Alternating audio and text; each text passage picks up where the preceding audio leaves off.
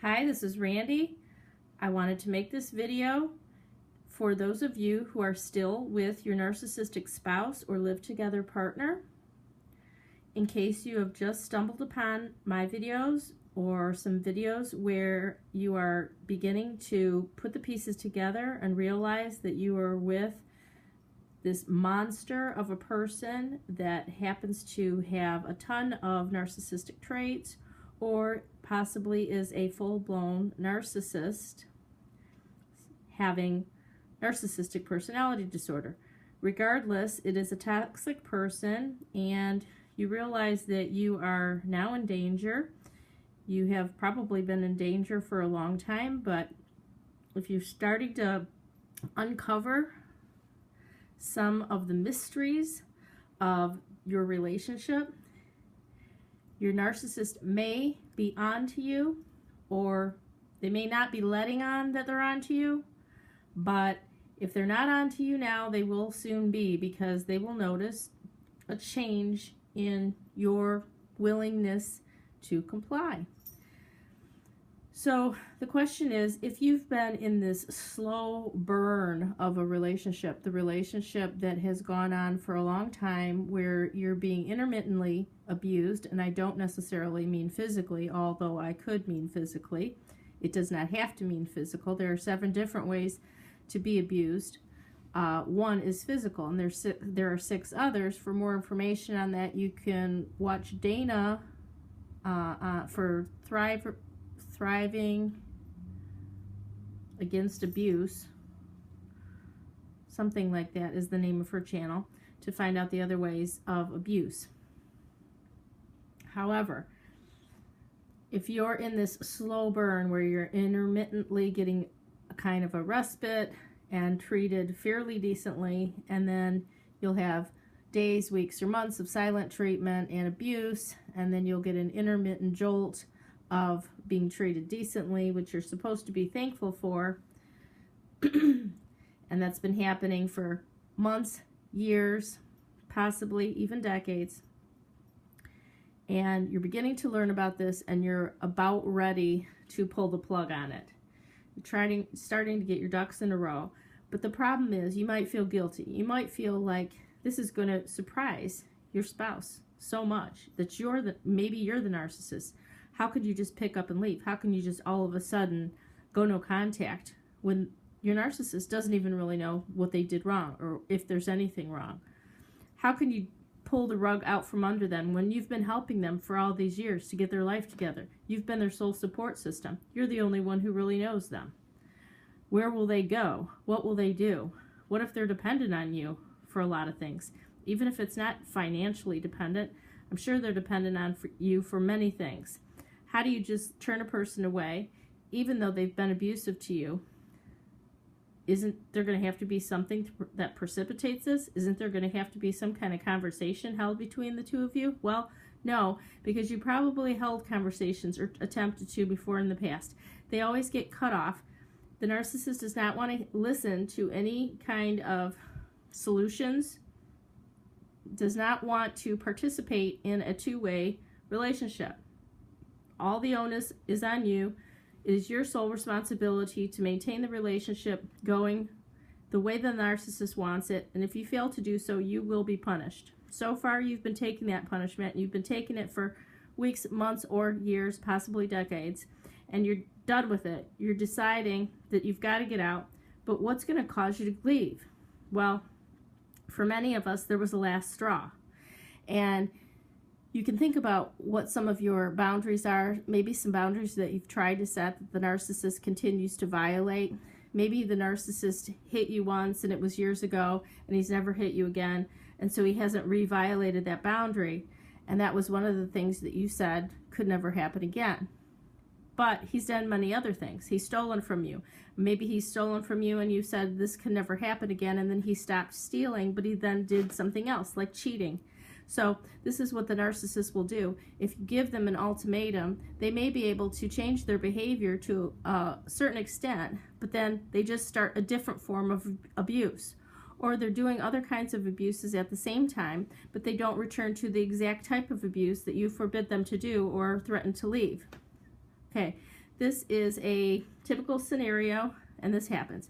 Believe me, the narcissist will commit another unforgivable act, as he has in the past, but you have forgiven him. You don't have to wait very long for him to complete another unforgivable act. You don't have to try to act suddenly or leave without planning. You can start planning now, and then you can wait. You'll have all your ducks in a row, and once you're ready to go, the narcissist will no doubt do something that causes another rift.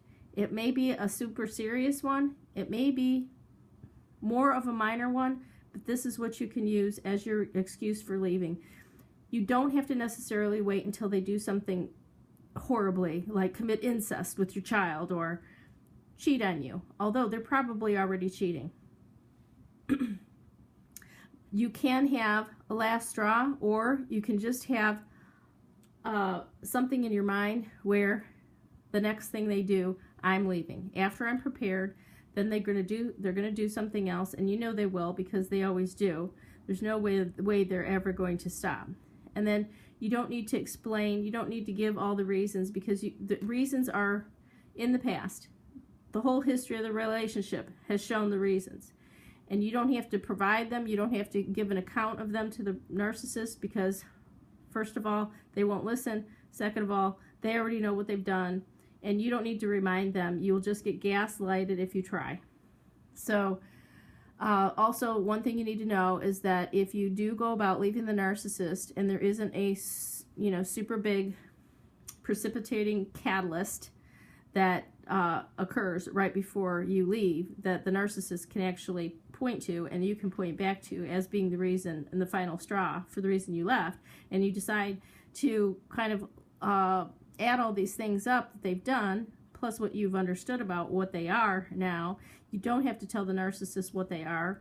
I recommend that you not tell the narcissist what they are. It won't do any good, and it'll just put you in a position for them saying that you are the narcissist, and then it'll just give them more information. Information is power. They don't need to have information. They don't even need to know why you're leaving. They already know. It's an accumulation of abuse, and you've had enough. That's it. You had a breaking point. That was your breaking point. That's it. You can go gray rock if you don't have any minor children, and get your plan, set it into motion, have it ready, and once the next thing happens, make that be your last straw. Now for me, I was not as prepared. I did not know I was with a narcissist. I did not find that out until after a year after we were actually divorced. So I didn't know what I was dealing with, but I knew that I couldn't keep going on and on the way I had been. I couldn't keep being the sole performer, the sole person who had to try to fix and clean everything up, like the cleaning crew, as Kim Wilson says on Kim TV. She's another one that you can watch right now, to get strength. And she seems to have dealt with a low-level narcissist. I was dealing with a mid-range narcissist. If you are dealing with a super sophisticated narcissist, you might want to listen to Serena Nightshade. She has history with low and high-end narcissists, but she has the most knowledge I've found with the high-end, very sophisticated, calculating predator who is able to maintain their cool for quite a long time, and also has quite a bit of power in the community. So if your narcissist has a lot of power in the community, a lot of money, you're going to have to plan your escape a lot more carefully, maybe than you would from a low-level narcissist, except with a low-level narcissist, you risk getting killed, because that's one of the things that they do. They may have a gun in the house. They may have a history of violence. They may have a criminal history, and I'm not talking white-collar crimes here. They may be somebody who takes drugs, whose volatile behavior is like quite common, and they use taking the drugs and being drunk as an excuse to abuse you, and then later say that, blame it on the drugs or blame it on the alcohol. Believe me, if you have a narcissist, you'll notice that when they're not high on drugs and when they're not drunk, they still act the same way. That's one of your clues. This is not a drug abuser. This is a narcissist who's addicted to alcohol and or drugs. So wait for your catalyst, be prepared, and do it, because nothing's going to be getting better for you, and in the short run things will get worse. You have to know, so you have to be strong, prepare for it, prepare for the worst, and then you can begin your recovery once you are away from the person. You'll have a lot more time to watch and listen to videos and to read books to get more advice about what you are to expect after you leave a relationship. But it's a lot easier what you have to deal with after the relationship and when you're on your own and you have time to think and your mind is clear than it is to try to figure things out while you're with the narcissist, because they're taking up all your time, all your attention. They're sneaking around behind your back. You can't read or listen to anything without them knowing it. I know that. You probably have to go to the library or go in your car to listen to something, and you have to watch your trail of history on the internet because they might check and get suspicious about what you're learning, what you're understanding. Why are you starting to act a little bit differently? Why are you questioning them? So that's the end of this video. I hope you all a successful exit, and that this be your year 2017 to get away from the narcissist and start living your life. Thanks for listening.